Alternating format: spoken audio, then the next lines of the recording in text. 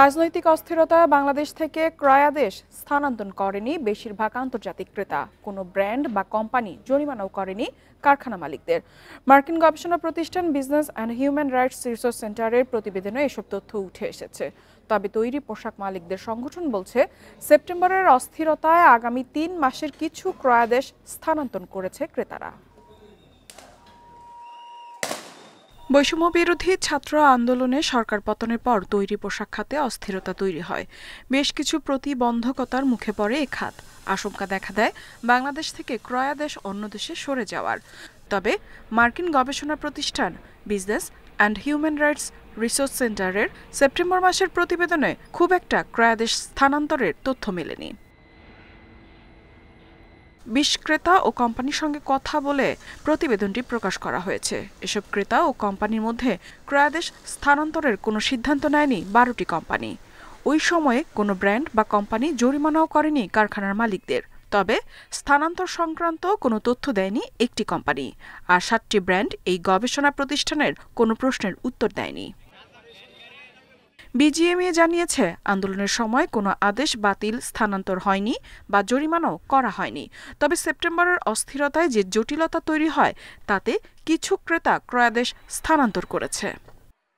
এই পকেটের এই ফ্যাক্টরিগুলোর এই চ্যালেঞ্জগুলো কবে নাগাদ স্টেবল হবে, সেই হিসেবে কিছু ক্রেতা হয়তোবা তাদের আগামী 3 মাসের যে পিওশিটগুলো ইস্যু করার ক্ষেত্রে কিছুটা ভিন্ন মত তারা পালন করেছে বা করছে। একই প্রোডাক্টের অন্য কোনো প্রোডাকশন অন্য কোনো লোকেশনে থেকে থাকে, সেক্ষেত্রে হয়তোবা ওই ফ্যাক্টরি মালিক এবং বায়ার দুজনে মিলেই স্ট্র্যাটেজিক একটা সিদ্ধান্ত নিয়ে আশুলিয়া বেল থেকে কিছুটা হলেও প্রোডাকশন কমিয়েছেন।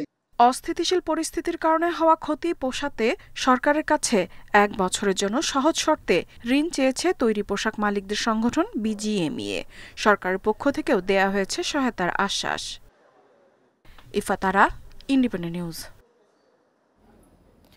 দেশের নবযাত্রায় যুক্তরাষ্ট্রের ব্যবসায়ীদের পাশে চেয়েছেন অন্তর্বর্তী সরকার প্রধান ডক্টর মোহাম্মদ ইউনূস। জানান, বহুমুখী সংস্কারের মাধ্যমে ব্যবসার পরিবেশ উন্নত করতে দৃঢ় প্রতিজ্ঞ তারা।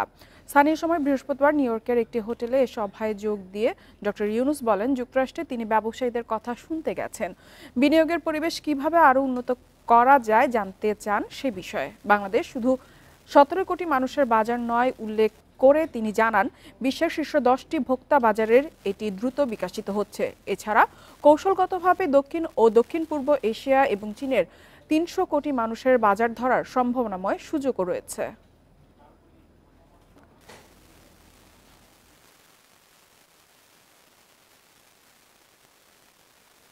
ইউএস বিজনেস কাউন্সিলের স্যারের বক্তব্যটা ছিল যে Bangladesh is now open for business, তোমরা আসো, বাংলাদেশে ইনভেস্ট করো, আমরা অলরেডি যেটা হয়েছে যে এক্সচেঞ্জ রেট স্ট্যাবিলাইজেশন হয়েছে, আপনি দেখেছেন তো, যেই প্রকৃত সরকারের 2 বছরের মধ্যে 85 টাকা ছিল ডলার, সেই জায়গায় 120 টাকা, কিন্তু এই গভর্নমেন্ট এসে এই ডলারের রেটটাকে স্ট্যাবিলাইজ করেছে। জাতিসংঘের সাধারণ অধিবেশন উপলক্ষে প্রধান উপদেষ্টার যুক্তরাষ্ট্র সফর বাংলাদেশের অর্থনীতির জন্য সম্ভাবনার নতুন দ্বার উন্মোচন করেছে। বড় অঙ্কের ঋণ সহায়তা পেতে আন্তর্জাতিক সংস্থার প্রতিশ্রুতিগুলোর বাস্তবায়ন হলে বৈদেশিক মুদ্রার সংকট মোকাবেলা সহজ হবে বলে মনে করেন অর্থনীতিবিদরা। তাদের মতে, যুক্তরাষ্ট্র বাংলাদেশ সম্পর্ক জোরদারের মাধ্যমে রোহিঙ্গা সমস্যার সমাধান, বিদেশি বিনিয়োগেও গতি আসবে। দীর্ঘ সময়ের দুর্নীতি, অর্থ পাচার, ভুল নীতির দায়ে দেশে বৈদেশিক মুদ্রার সংকট প্রকট হয়েছে 2 বছর ধরে।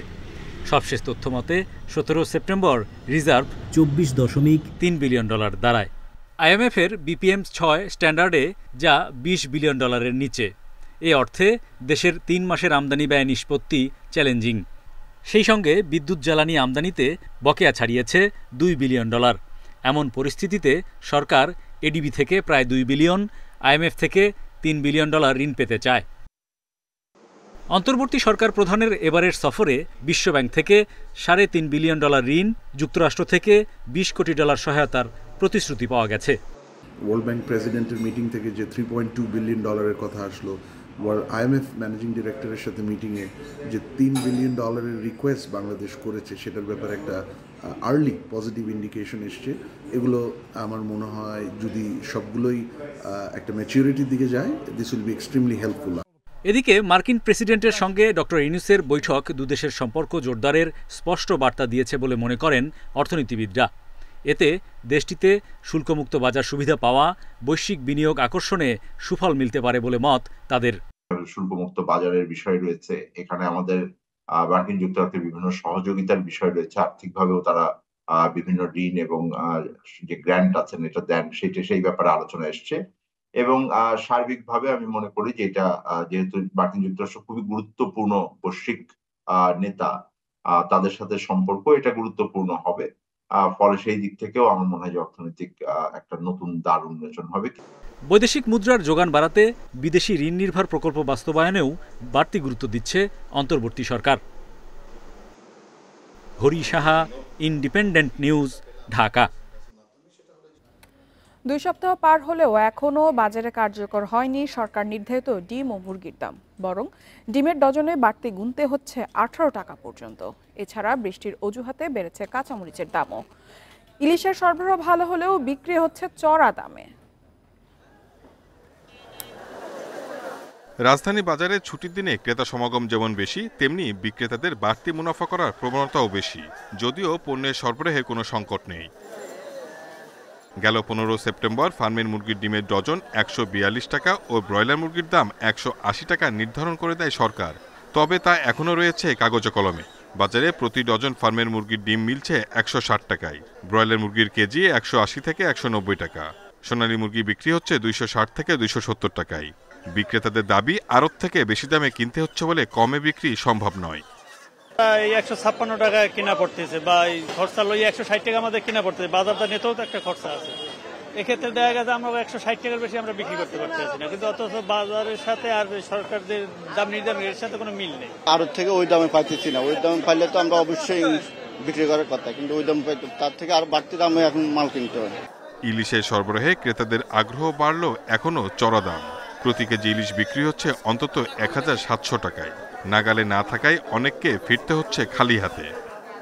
যারা ভালোভাবে টাকা ইনকাম করতেছে, দেশে চলতেছে ভালোভাবে, ওরাই খাইতে পারবে, কিন্তু মধ্যবিত্ত পরিবার বা নিম্ন পরিবার ওরা কেনার সামর্থ্যের মধ্যে নাই। এদিকে দুদিনের বৃষ্টিতে সরবরাহের ঘাটতির অজুহাতে বেড়েছে কাঁচামরিচের দাম। প্রতি কেজি বিক্রি হচ্ছে 200 টাকার ওপরে। করলা, শসা, বেগুনের কেজি 60 টাকার বেশি।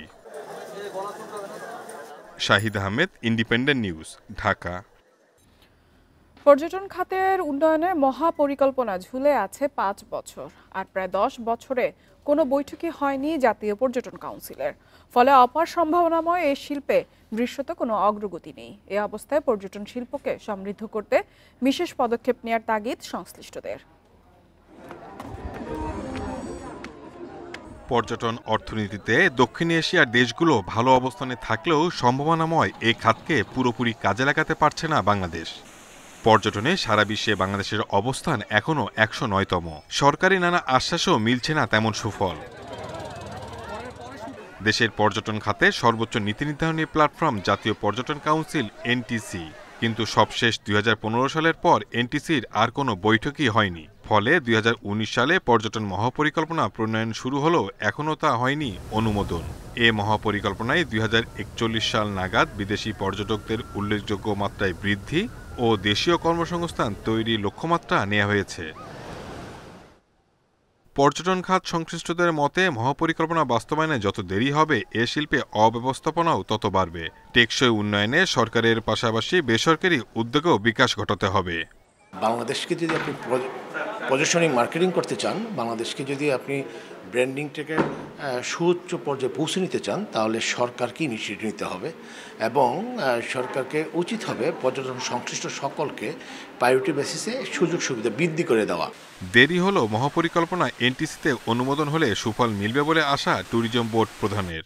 মাস্টার প্ল্যানটা অনুমোদিত হবে জাতীয় পর্যটন পরিষদে। এই পর্যটন পরিষদ পুনর্গঠনের জন্য আমরা প্রস্তাব দিয়েছি এবং দ্রুত এটার মিটিং আহ্বানের জন্য। তো ক্যাবিনেট ডিভিশন এটা পুনর্গঠনের জন্য কাজ করছে। আমরা আশা করি খুব দ্রুতই মিটিং হবে এবং আমরা এটা উপস্থাপন করব। বাংলাদেশ ভ্রমণে কানাডা, যুক্তরাষ্ট্রসহ যেসব দেশ সতর্কতা দিয়েছে তা প্রত্যাহার করতে কাজ চলছে বলেও জানিয়েছে tourism board. Shahid Ahmed, independent news, Dhaka. পর্যটন শিল্পের বিকাশে পর্যায়ক্রমে পর্যটন সপ্তাহ ও মাস উদযাপনের উদ্যোগ নেওয়া হবে বলে জানিয়েছেন বেসরকারি বিমান পরিবহন ও পর্যটন সচিব নাসরিন জাহান।